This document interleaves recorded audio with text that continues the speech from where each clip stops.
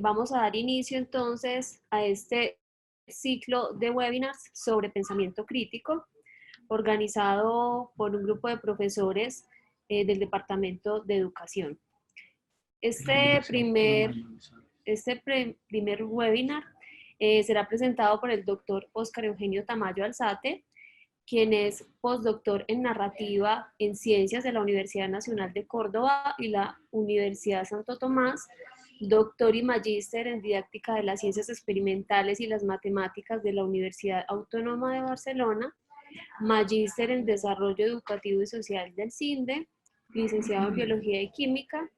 Actualmente es el director del Grupo de Investigación, Cognición y Educación de la Universidad Autónoma de Manizales y la Universidad de Caldas, profesor de la maestría en enseñanza de las ciencias y profesor del doctorado en ciencias cognitivas de la Universidad Autónoma de Manizales. Le damos entonces la bienvenida al profesor Óscar Eugenio.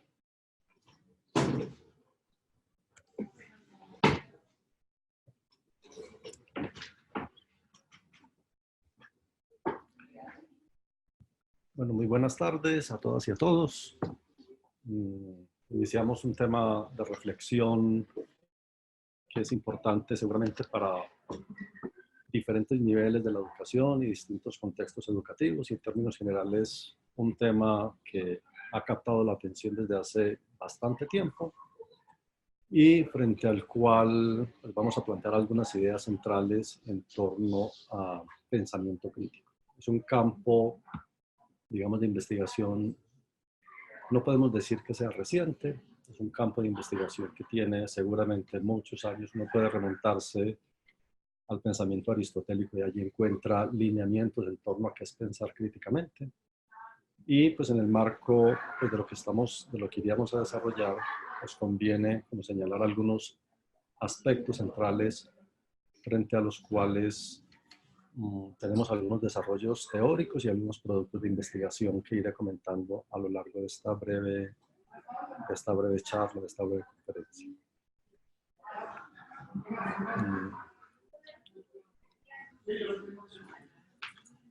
Los temas centrales a los cuales me voy a referir, aparecen en la proyección. Inicialmente, definir algo en torno al objeto de estudio central de la didáctica de las ciencias. Allí proponer algunos elementos centrales en torno a de qué se ocupa hoy la didáctica contemporánea, cuáles son sus objetos de estudio de manera específica, y nos llevarán en términos generales a hacer reflexiones en torno a las didácticas de dominio específico. Posteriormente haremos algunas reflexiones en torno a algunos referentes conceptuales contemporáneos en torno a pensamiento crítico y concluiremos con algunos campos de investigación recientes. Estos temas, como pueden notarse, son temas amplios y son temas que requieren seguramente desarrollos posteriores, pero hoy lo asumiremos en perspectiva general como un primer, digamos, desde la Universidad Autónoma, como un primer acercamiento a reflexiones de esta naturaleza. También señalar que el tema de pensamiento crítico es un tema que puede ser visto desde muy distintos lugares, desde muy distintas perspectivas teóricas, y como que espero que quede claro en las palabras que estoy planteando, el posicionamiento teórico con el cual nosotros como grupo de investigación y de manera particular asumimos en los distintos trabajos que venimos realizando. Ese vínculo particular que me interesa especificar vincula sin duda el pensamiento crítico con la didáctica de las ciencias. O sea, me ubico allí de manera específica en un campo específico del conocimiento y campo que se desarrollará pues, a lo largo de algunos de los planteamientos que realizaré. En términos genéricos, la didáctica de las ciencias ha estado orientada de manera específica a trabajar el asunto de la enseñanza, ha problematizado la enseñanza en términos generales. Y esa problematización de la enseñanza, al menos desde distintas tensiones. La proyección que ustedes observan muestra 6 o 7 tensiones, 6 tensiones específicamente, las cuales pueden de alguna manera incidir en estas reflexiones en torno a qué es hoy la enseñanza, desde qué perspectivas teóricas trabajamos la enseñanza, y como quedará claro en lo siguiente, en función de vincularla con procesos vinculados con pensamiento crítico. Podemos ver la enseñanza en perspectiva unidimensional o multidimensional. Ustedes pueden seguir allí la proyección. La podemos ver en sentido, pues desde la perspectiva del sentido común o en perspectiva científica. La podemos asumir como un proceso de transmisión o construcción de conocimiento. Y pues de igual manera como lo estamos planteando en esta proyección. Asumir la enseñanza en perspectiva unidimensional o multidimensional toca pues con una tradición teórica muy importante en didáctica de las ciencias, y es pensar solo en la dimensión conceptual. O sea, el grupo nuestro y yo de manera particular trabajamos de manera específica desbordando, digamos, la dimensión conceptual, la dimensión racional y pensando en otras dimensiones en torno a la enseñanza. O sea, consideramos que además de la perspectiva específica de los campos disciplinares, la didáctica de las ciencias debe asumir otras dimensiones como la dimensión emocional, como la dimensión motivacional, como la dimensión contextual, en el marco de construir nuevas perspectivas de trabajo en función de qué se entiende hoy de la enseñanza. Asumimos una perspectiva específica en torno a la didáctica de las ciencias como campo científico. Pretendemos establecer distinciones importantes en torno a una enseñanza mediada por el sentido común o a una enseñanza centrada específicamente en los desarrollos científicos logrados por investigadores y profesores en los distintos niveles de la educación. Igualmente nos centramos en un modelo, en una perspectiva de enseñanza vía construcción, vía trabajo colaborativo, una enseñanza multimodal en lugar de una enseñanza unimodal, una enseñanza que recoja y que reconozca los aportes, los avances, las sugerencias, digámoslo así, planteadas desde la lingüística y desde la semiótica en términos generales, en función de reconocer que no solamente el modo oral o el modo escrito son modos que priman en el ámbito o en el dominio de la enseñanza. Tomamos decisiones específicamente en función de trabajar la enseñanza en perspectiva de dominios específicos de conocimiento. Sabemos que hay desarrollos generales muy valiosos en torno a la enseñanza, los cuales retomamos sin duda, pero a su vez reconocemos la necesidad de reflexionar en torno o en función y en relación con los distintos dominios específicos del conocimiento. Esas tensiones también las podemos encontrar en torno al aprendizaje. Podemos ver el aprendizaje en perspectiva científica o en perspectiva cotidiana. Lo podemos ver en perspectiva o concentramiento en el sujeto o en el colectivo o en la interacción social, por ejemplo. Lo podemos asumir en una perspectiva racional centrada específicamente en procesos fríos o por el contrario en procesos contextualizados, cálidos, que reconozcan el papel del sujeto como aprendiz. Lo podemos ver en perspectiva superficial o profundo del aprendizaje significativo si alguien quiere plantearlo. Nosotros preferimos ubicarnos en una lógica o en una perspectiva de aprendizajes profundos. Consideramos que son más potentes en la actualidad para responder a las demandas tanto individuales como sociales. Puede ser también el aprendizaje situado, el aprendizaje distribuido, el aprendizaje visto como cambio o como evolución conceptual. En estas distintas tensiones, al igual que en la transparencia anterior, preferimos, por ejemplo, en este caso, asumir una perspectiva gradual o evolutiva de aprendizaje y, asimismo, una perspectiva en la cual encontramos interacciones entre asuntos referidos a lo situado y a lo distribuido. Estas dos transparencias que hemos visto hasta el momento definen de alguna manera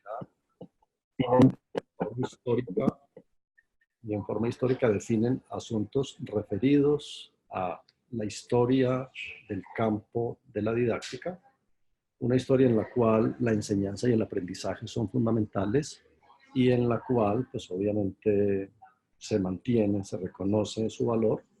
Sin embargo, avanzamos sobre perspectivas un poco tradicionales en esos dos campos específicos de conocimiento que constituyen objetos de estudio hoy de la didáctica contemporánea. Consideramos que además de esas dos perspectivas, la didáctica hoy piensa en función de formar el pensamiento. O sea que hoy la didáctica no se agota en buenos procesos de enseñanza, tampoco se agota hoy la didáctica en conocer cómo se aprende. Es fundamental, de manera específica, trabajar en función de formar el pensamiento. Consideramos que profesoras y profesores en las aulas de clase tienen como su principal función aportar a la formación de pensamiento a sus estudiantes. No se agota la didáctica hoy en la enseñanza, tampoco se agota hoy la didáctica en procesos referidos al aprendizaje y privilegiamos entonces, como a manera de conclusión, ese punto de llegada al cual debemos movilizarnos desde el ámbito de las didácticas contemporáneas en función de formar un pensamiento crítico. Esto nos lleva, obviamente, entonces a reformular de alguna manera objetos de estudio en torno a la didáctica de las ciencias y precisamente esta conferencia, la primera conferencia, digamos, de este ciclo sobre pensamiento crítico, tiene como propósito central orientar esfuerzos en función de generar dudas, conocimientos, acercamientos que desborden precisamente la enseñanza y el aprendizaje y que nos movilicen hacia una función o un objeto más potente para las didácticas contemporáneas en torno a formar un pensamiento crítico, creativo, reflexivo, transformador en términos generales. Consideramos que este pensamiento crítico es de desarrollo gradual, como cualquier habilidad o competencia humana. Nos formamos en pensamiento crítico de manera evolutiva y el aula de clase, nuestras aulas de clase desde la básica primaria hasta el contexto del posgrado, deben ser espacios en los cuales nos formemos precisamente en estas habilidades o competencias. En síntesis, digamos, recogiendo las dos transparencias anteriores o las tres transparencias anteriores, precisamos entonces en esta proyección como los elementos centrales otros elementos centrales referidos al aprendizaje, referidos a la enseñanza y centrados específicamente en el objeto de esta conversación, ¿sí? El pensamiento crítico, el cual lo asumimos nosotros desde cuatro dimensiones. Pensar críticamente para nosotros implica vincular de manera intencionada y consciente el dominio de las emociones en los procesos de enseñanza y de pensamiento. Pensar críticamente nos lleva específicamente también a reconocer usos del lenguaje y argumentación en campos específicos de conocimiento, hacer procesos de autorregulación y metacognición en torno a lo que estamos aprendiendo y resolver problemas y tomar decisiones adecuadas pertinentes en los campos en los cuales nos movemos.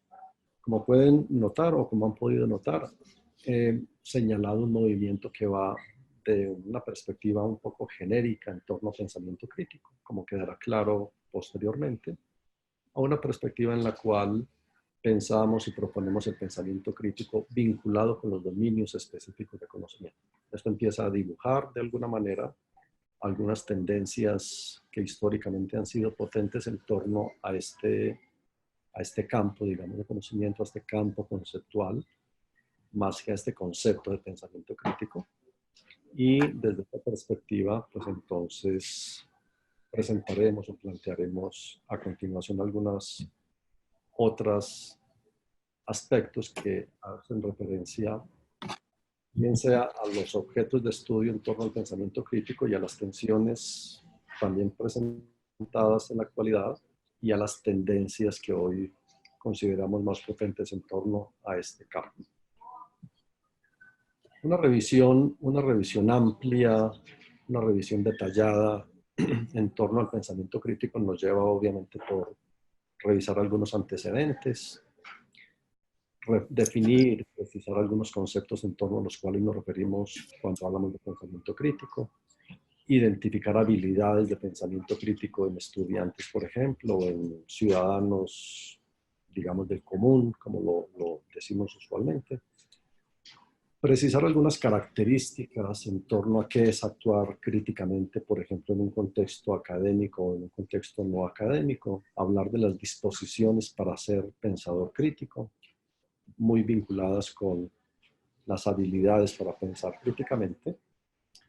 Asimismo, hablar de las posibles dimensiones del pensamiento crítico y podríamos concluir pues hablando en torno a los criterios para pensamiento crítico. El desarrollo, digamos, del campo es un desarrollo con muchísima literatura. Encontramos literatura proveniente desde muy diversos campos del conocimiento. Nos podemos ubicar perfectamente en qué es el pensamiento crítico en la filosofía de la ciencia, qué es el pensamiento crítico en la psicología, qué es pensar críticamente en las ciencias más de corte social, si me permiten, pues si las ubicamos digamos en otra perspectiva. Todos estos asuntos sin duda son valiosos e interesantes porque recogen de alguna manera la tradición teórica en el campo. Sin embargo, pues el tema que a nosotros nos capta más la atención es un tema de dominio específico, como empiezo a desarrollarlo ya hace un momento, y con el cual pues obviamente avanzaremos posteriormente. Obviamente habrá que hacer referencia específica a la perspectiva crítica, a la filosofía crítica, a la teoría crítica. Hay coincidencia entre muchos autores en torno a que ese es el origen, digamos, del movimiento contemporáneo en torno a qué es pensar críticamente. Hay dos tendencias grandes o importantes, muy influyentes a nivel mundial. Una tendencia muy desde el lugar de las habilidades y disposiciones, digamos, del pensamiento, de lo que llamamos en términos generales el pensamiento norteamericano, la pragmática norteamericana en torno a habilidades y disposiciones para pensar críticamente. Y hay otra tendencia que, pues distinta de la que acabo de mencionar, en función o que retoma planteamientos sociológicos, antropológicos, filosóficos propios de la perspectiva crítica antes señalada y que se enmarca en términos generales en la teología de la liberación. Estos planteamientos definen, caracterizan de alguna manera dos acercamientos muy generales, encontrar en un espectro muy amplio de conceptos, de principios, de teorías, de estrategias en torno a pensar críticamente. Cuando uno revisa la literatura sobre pensamiento crítico, encuentra aportes vinculados con la argumentación, con el contexto, con los lenguajes, con la semiótica, con la lingüística, con procesos observacionales, con metahabilidades, como campos a los cuales se refieren los distintos autores, bien sea investigadores o sencillamente o divulgadores, digamos, de conocimiento científico. Muchos campos a los cuales nos podríamos referir cuando hablamos de qué es pensar críticamente y para qué pensamos críticamente. En el campo nuestro es de especial importancia el aporte de Bailin, de Sharon Bailin, en torno a algunos elementos fundamentales para pensar críticamente. Tomamos alguna distancia de la perspectiva pragmática de pensar el pensamiento crítico en términos de habilidades y disposiciones y consideramos que pensar críticamente toca mucho con procesos de argumentación, con preferir razones más que reglas, en reconocer el valor del contexto para definir qué es pensar críticamente, en preferir herramientas conceptuales, pues herramientas pues, más de naturaleza conceptual que en otra perspectiva. Estos desarrollos, además, por ejemplo, del señalado en la parte superior, la sensibilidad de la disciplina o el pensamiento crítico y su vínculo con el saber disciplinar, que constituyen en términos generales los elementos fundamentales para pensar críticamente. Esto nos lleva, sin duda, a ir precisando, a ir definiendo cada vez más cierto distanciamiento en torno a una perspectiva de carácter general en pensamiento crítico a una perspectiva en dominios específicos de conocimiento. Nuestro planteamiento central fundamentalmente apunta a que en los contextos educativos, en los contextos de formación, posiblemente puede ser más potente aportar a la formación de pensadores críticos que adentrarnos en procesos de enseñanza y de aprendizaje de manera limitada, ¿sí? En tal sentido, en tal dirección, pues obviamente proponemos o recogemos algunos planteamientos de los realizados por Bailén y algunos propios de los trabajos nuestros de investigación en función de reconocer el valor, la importancia de pensar críticamente en términos generales que me sirve para ir por el mundo, que me sirve para la vida, frente a otra perspectiva en la cual en la institución educativa en términos generales todo el actuar de profesoras, profesores, administrativos debería orientarse precisamente en función de formar en pensamiento. Podríamos decir que cualquier tiempo que dediquemos a la transmisión de ciertos conocimientos podría ser un tiempo perdido. Vamos a la escuela precisamente a formar en pensamiento más que a recoger teorías y principios conceptuales que pueden estar disponibles en otros lugares y de fácil acceso. En esta perspectiva entonces general, en la cual vamos cada vez enfatizando más en la importancia de formar pensadores críticos en ciencias naturales, en ciencias sociales, en ciencias humanas, en artes, nuestro grupo de investigación, cognición y educación propone y plantea en términos muy generales una forma de acercamiento que parte del reconocimiento profundo del pensamiento y de la acción de estudiantes. Esto es independiente del contexto, bien sea estudiantes de básica primaria o estudiantes de posgrado. Trabajamos, digamos, de manera semejante en la estructura general en torno a formar el pensamiento. Preferimos acercarnos vía procesos de modelización de aspectos epistemológicos, ontológicos, cognitivos, lingüísticos y emocionales, motivacionales, en función de identificar posibles obstáculos frente al aprendizaje y a partir de allí generar procesos de enseñanza orientados al logro de aprendizajes profundos. En esta perspectiva, digamos, de trabajo de aula, pues hay un acercamiento desde un lugar claro y es el asunto de los modelos y de la modelización, tema que lo vinculamos de manera específica con pensamiento crítico, como quedará claro en transparencias posteriores y en reflexiones posteriores.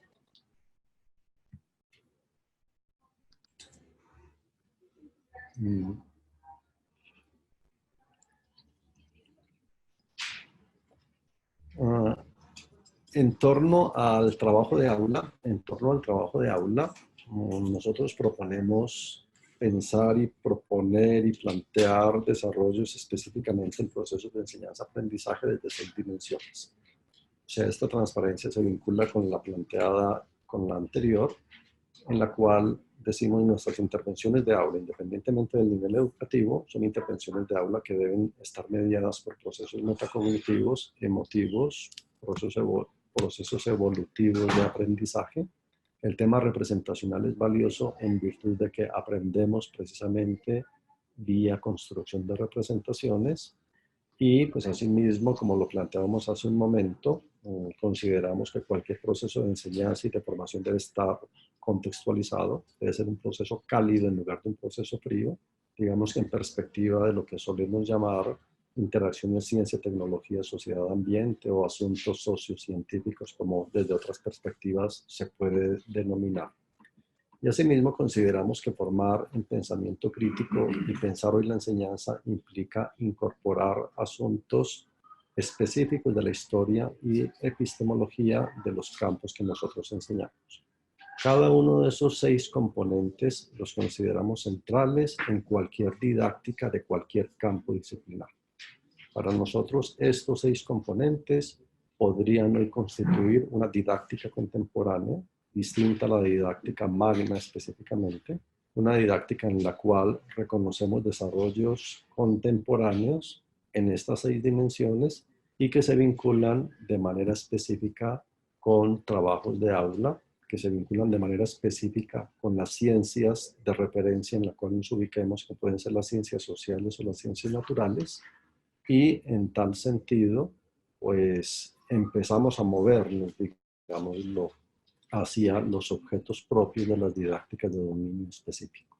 En otras palabras, estamos planteando que la didáctica de dominio específico se constituye por la construcción de una nueva didáctica general en la cual los 6 componentes antes mencionados se constituyen fundamentales y componentes que interactúan de manera dialéctica con la ciencia de referencia, llámese la biología, la química, las ciencias naturales, las matemáticas, las ciencias sociales, en función de manera específica de resolver problemas particulares en los nuevos campos, en los distintos campos específicos. A manera de ilustración, la transparencia que les presento recoge la atención presentada, o mejor, la interacción entre las didácticas generales o la didáctica general que acabo de mencionar, la biología como ciencia de referencia para dar origen a las didácticas específicas o la didáctica especial de la biología, en la cual aparecen un conjunto de problemas distintos, conjunto de problemas que deben ser enfrentados entonces por profesoras y profesores en los diferentes niveles educativos, por ejemplo, referidos a cómo se argumenta en biología, distinto obviamente de los procesos de argumentación en ciencias sociales o en matemáticas o en artes, por ejemplo. Cómo se hace metacognición en biología y cómo se hace metacognición en otros campos específicos, sabiendo que hay unos elementos comunes, sin duda, que pueden ser transferidos de un campo a otro, pero también hay particularidades específicas derivadas de manera clara de las estructuras epistemológicas de los distintos campos en los cuales nos estamos moviendo.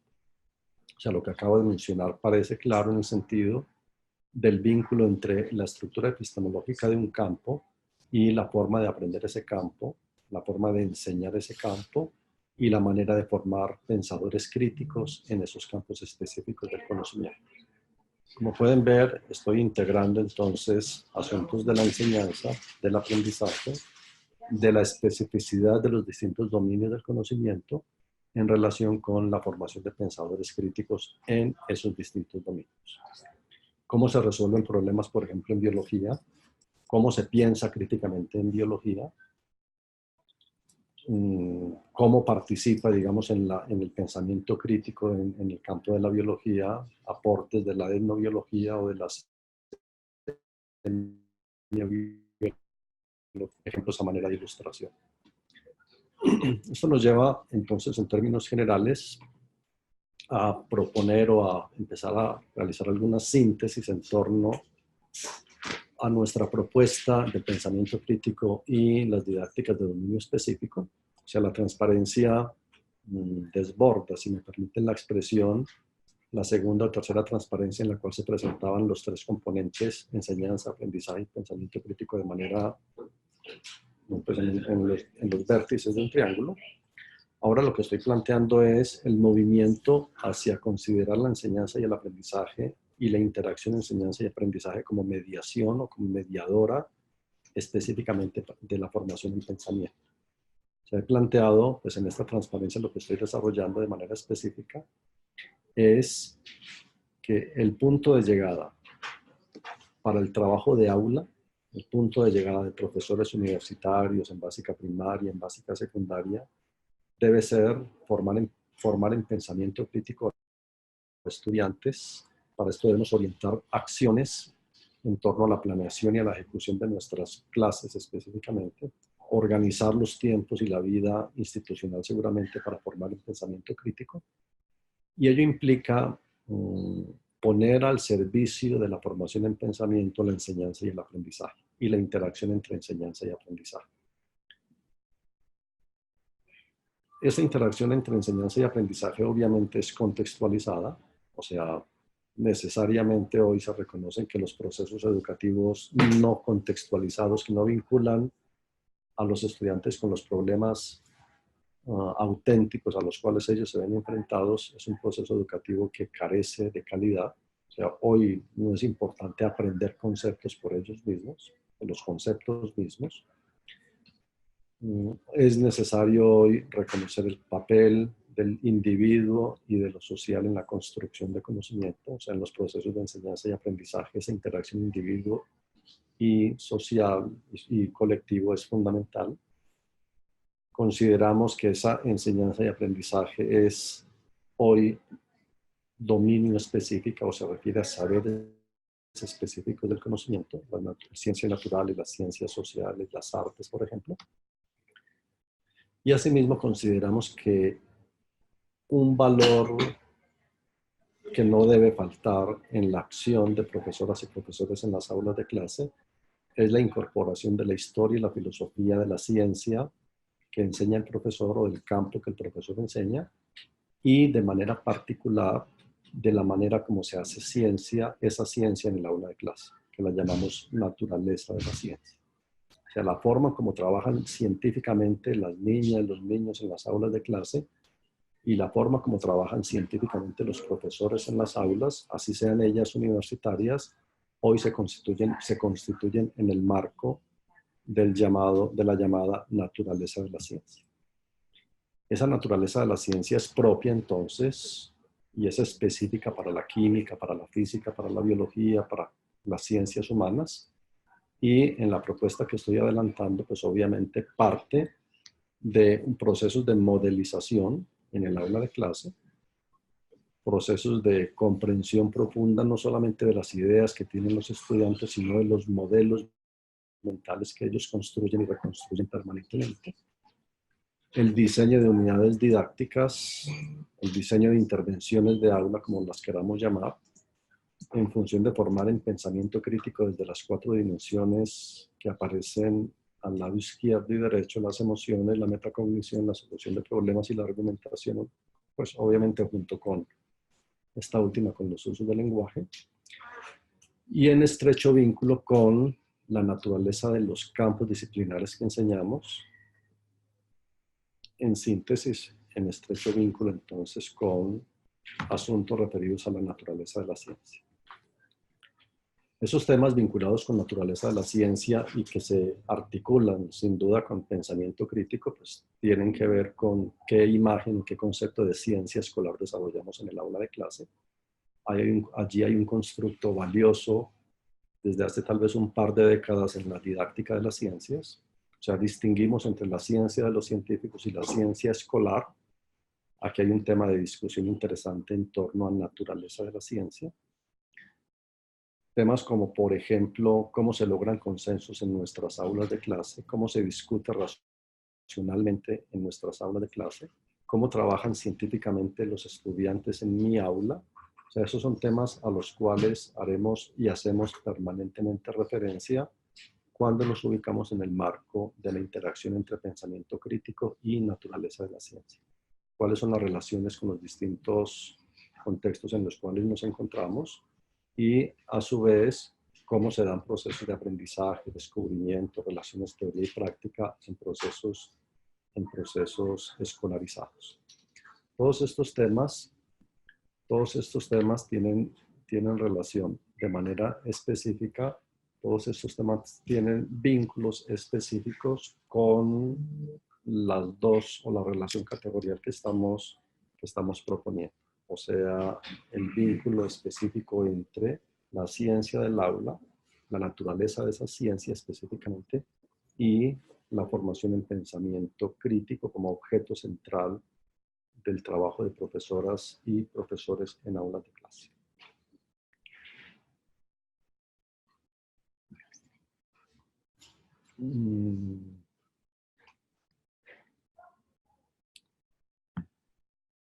En el marco de la relación entre naturaleza de la ciencia y pensamiento crítico, pues hay unas preguntas orientadoras, unas preguntas centrales, unas reflexiones centrales que son fundamentales, aparecen en la proyección algunas de ellas.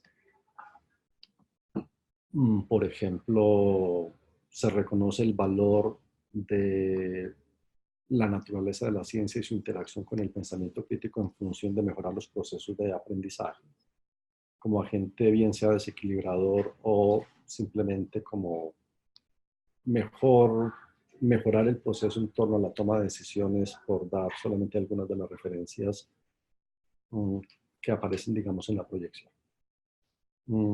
Es un tema central hoy en didáctica de las ciencias, que tiene unas 2 o 3 décadas de trabajo en relación con la naturaleza de la ciencia, y que hace referencia de manera específica entonces a cómo se piensa críticamente hoy en aulas de clase. Algunos asuntos complementarios a estos referidos a la naturaleza de la ciencia en torno, por ejemplo, a cuáles son los problemas auténticos y cómo trabajar problemas auténticos en los contextos en los cuales trabajamos específicamente profesoras y profesores, en torno, por ejemplo, a cómo de manera razonable asumimos procesos de discusión en nuestras aulas de clase, cómo autorregulamos y hacemos metacognición sobre tanto la enseñanza como el aprendizaje. O sea, son asuntos que ya he venido desarrollando y que implican de manera específica las relaciones entre el individuo y el contexto. Como para ir cerrando esta breve charla, pues es importante destacar en el marco de lo desarrollado hasta el momento la presencia, la existencia, digamos, de un pensamiento crítico de carácter genérico, la presencia y la existencia histórica de una didáctica general y una didáctica contemporánea que estamos proponiendo al interior de los distintos desarrollos recientes que venimos realizando, el valor de los procesos de enseñanza y aprendizaje en dominios específicos de conocimiento y la intersección entre estos 3 campos que nos permite hablar y proponer procesos de intervención en el marco del desarrollo del pensamiento crítico en dominios específicos del conocimiento. Los 4 dominios a los cuales me he referido y que aparecen en la proyección en azul. Podemos hacer seguimiento a esos 4 dominios a lo largo de un proceso de intervención de aula. O sea, perfectamente podemos determinar cómo va o establecer y comprender cómo va evolucionando la dimensión de solución de problemas a lo largo de la intervención de aula, o cómo va evolucionando, por ejemplo, el uso de los lenguajes y la argumentación en el aula, y al final, cómo interactúan estos 4 componentes en función de formar en pensamiento crítico. Estas 2 transparencias finales tienen como propósito central mostrar algunas de las principales tendencias de nuestro grupo de investigación, cognición y educación en torno a formar el pensamiento crítico. Tenemos algunos desarrollos de investigación en pensamiento crítico en niños, en argumentación metacognitiva como constituyente de posible pensamiento crítico en estudiantes, el pensamiento crítico en profesores, el pensamiento crítico en química, por ejemplo, en estudiantes de grado 10º, en distintos campos,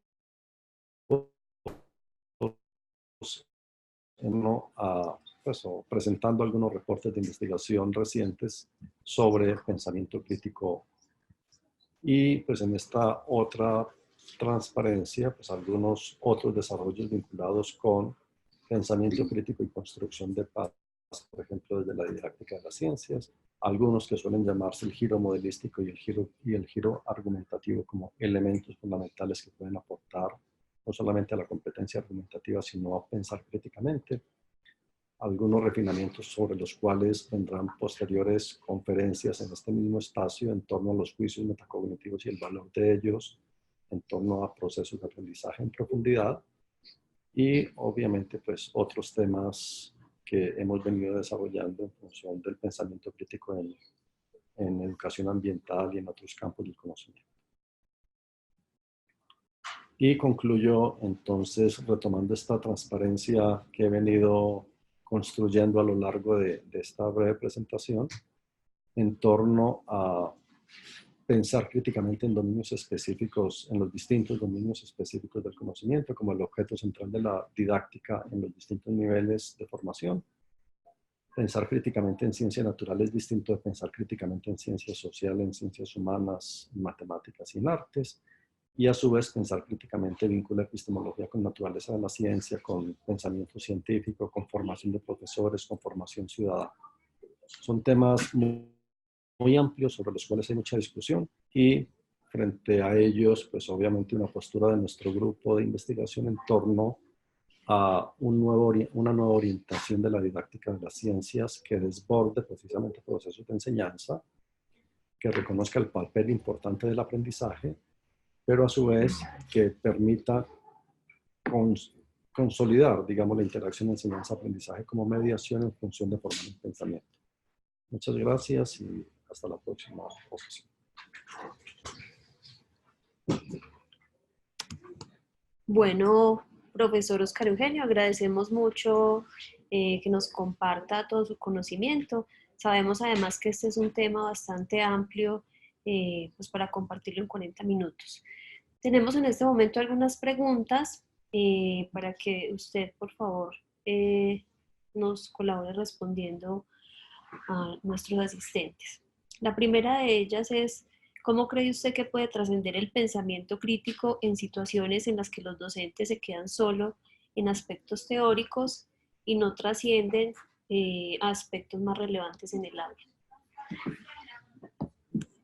Sí, agradecer sin duda la pregunta. El posicionamiento que he construido en estos 30 o 40 minutos precisamente desborda, digamos, ese planteamiento. O sea, una de las tensiones es no deberíamos seguir trabajando solo en nuestras aulas de clase desde la perspectiva o desde el dominio específico de un conocimiento de un campo, al interior de un campo disciplinar. Lo que estamos planteando es la necesidad de avanzar en esa perspectiva un poco convencional, un poco tradicional, y reconocer que el campo específico es valioso, pero además que es más interesante tal vez utilizar los conceptos al interior de ese campo en función de formar el pensamiento. Siempre planteamos que dedicar 2 o 3 minutos de nuestras clases a repetir lo que está en los libros de texto o a repetir lo que podamos encontrar en las redes es tiempo perdido. Vamos a las aulas de clase o debemos ir a las aulas de clase a formar el pensamiento. Eso sí no lo encontramos con tanta facilidad en las redes y precisamente la invitación va en esa dirección. El trabajo debe avanzar sobre lo que tradicionalmente realizamos en procesos de enseñanza o hemos venido realizando en procesos de enseñanza-aprendizaje centrados específicamente en la racionalidad de los conceptos y movernos a perspectivas en las cuales reconocemos la necesidad de contextualizar la enseñanza, de reconocer que hay una ciencia escolar distinta de la ciencia de los científicos, en reconocer que trabajamos en el aula de clase en función de formar en pensamiento más que en ilustrar a los estudiantes en ciertos campos de conocimiento. Bueno, profe Óscar, muchas gracias. Tenemos algunas otras preguntas, pues máximo van a ser 10 minutos de preguntas. Trataré de recoger, digamos, aspectos generales. Nos preguntan también que cuál cree usted que es el papel o el rol que tienen los razonamientos en los procesos de enseñanza y aprendizaje para la construcción del pensamiento crítico en dominios específicos del conocimiento. Sí, bueno, razonamiento, si lo entendemos el razonamiento como un proceso, digamos, de pensamiento, pues sin duda es interesante. Uno podría ubicar el razonamiento, por ejemplo, del lado del razonamiento científico. Sin duda hay un vínculo claro entre el razonamiento científico y la formación de pensamiento crítico, por ejemplo, en el ámbito de las ciencias naturales. Hay vínculos claros entre qué es pensar críticamente la ciencia natural con qué es razonar científicamente en el ámbito de las ciencias naturales. Pero no todos son tan claros como pensaría yo. ¿Sí? O sea, también hay otros procesos de razonamiento muy valiosos, vinculados, por ejemplo, con procesos inductivos, con procesos deductivos, con procesos de razonamiento abductivos, o sea, otros procesos de razonamiento que sería muy interesante allegarlos a las aulas de clase. Por ejemplo, enseñarles nosotros mismos y a nuestras profesoras, a nuestros profesores y a nuestros estudiantes de sospechar, enseñarles a sospechar en torno a nuestras creencias. Los profesores difícilmente nos damos cuenta de que nuestras creencias, nuestros modelos son falibles y pueden estar equivocados. Creemos que son ciertos. Eso se llama usualmente un poco refinamiento epistemológico de parte de profesoras, profesores y algunos y estudiantes seguramente. Y eso toca conformarnos el pensamiento crítico. Sospechar de las ideas que tenemos, criticar nuestras mismas maneras de pensar. reconocer que podemos estar equivocados frente a lo que estamos planteando. O sea, eso toca específicamente con procesos de razonamiento y pues ellos sin duda se vinculan de manera clara con qué es formar en pensamiento crítico en la actualidad. Bueno, profe, muchas gracias. Otra pregunta es, nos dicen por aquí, teniendo en cuenta la importancia de las motivaciones, las emociones en el aula, si hay alguna sugerencia para abordarla en el aula, aunque los invitamos a nuestro próximo webinar de antemano que tratará precisamente este tema con relación a aspectos metacognitivos y emotivo-afectivos. Pero ¿alguna recomendación en especial para los profesores poder trabajar las emociones en el aula? Pues el tema de las emociones podríamos decir que es el tema o la dimensión que ha estado más olvidada y que apenas hace un par de décadas o una, de manera mucho más específica, empieza a tomar bastante fuerza. Hay un trabajo clásico y que siempre referenciamos un poco anteriores, en los años 93, 96 más o menos, los trabajos de Pintrick, de un grupo de investigadores que reconocen el papel de las emociones y el papel de la intención en los procesos de aprendizaje. Hoy parece claro que no deberíamos enseñar si no es vinculando de manera intencionada y consciente y planeando en nuestras aulas de clase la intervención emocional, motivacional de profesores y profesores. Todo aprendizaje pasa primero por la dimensión emocional, por esta dimensión. O sea, no hay aprendizajes o actividades que no realicemos en las cuales precisamente no cumpla un papel central la dimensión de las emociones. Hay desarrollos recientes muy valiosos y la única sugerencia o la principal sugerencia que planteamos es, o que plantearía yo es, tan importante es secuenciar la progresión temática en lo que enseñamos como secuenciar la intervención emocional de los profesores en las aulas de clase. Pero usualmente eso no lo hacemos. Usualmente no dedicamos esfuerzo a pensar cómo incluir las emociones en los temas que vamos enseñando.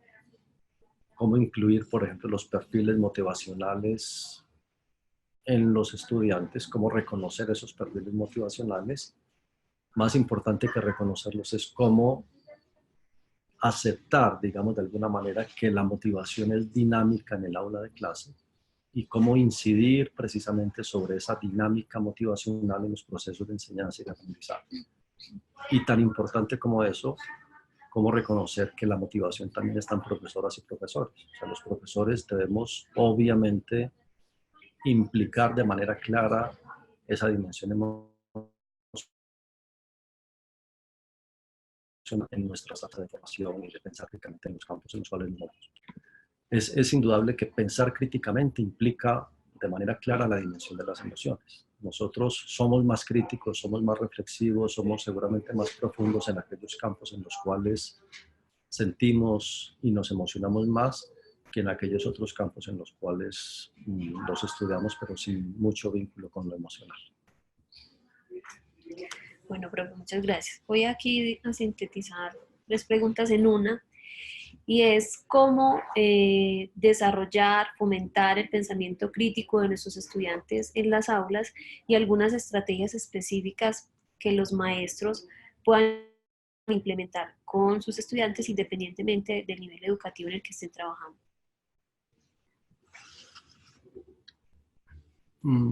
Yo creo que sobre esta pregunta hay un tema que es central. Yo volvería sobre él. Perdemos el tiempo en nuestras aulas de clase si lo dedicamos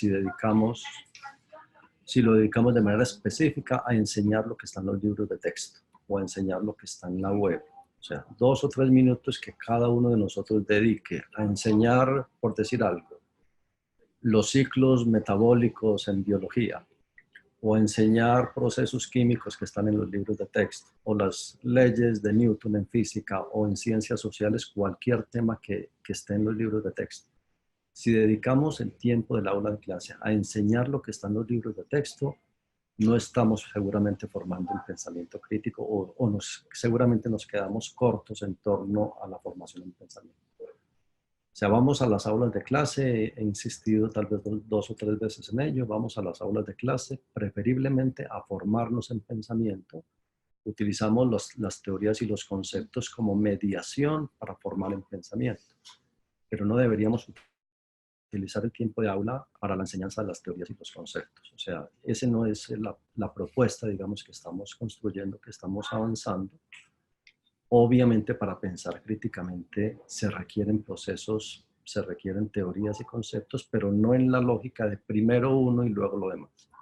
O sea, nos vamos formando en pensamiento crítico desde muy tempranas edades y usamos las teorías, los conceptos, los lenguajes, la argumentación, la solución de problemas para formarnos en pensamiento en un proceso reverberante que al final nos lleve a que nos hacemos más críticos, pero a su vez nos hacemos más reflexivos y dominamos con mayor coherencia, con mayor calidad los distintos conceptos estudiados. Lo que quiero decir con esto último es que el camino, la vía para formarnos en pensamiento crítico no pasa primero por la formación en teorías y conceptos y luego pensamos críticamente. Es un proceso indiferenciado en el cual vamos avanzando en teorías y conceptos y vamos avanzando en pensamiento a su vez. Bueno, profesor Oscar Eugenio, muchas gracias por haber aceptado nuestra invitación.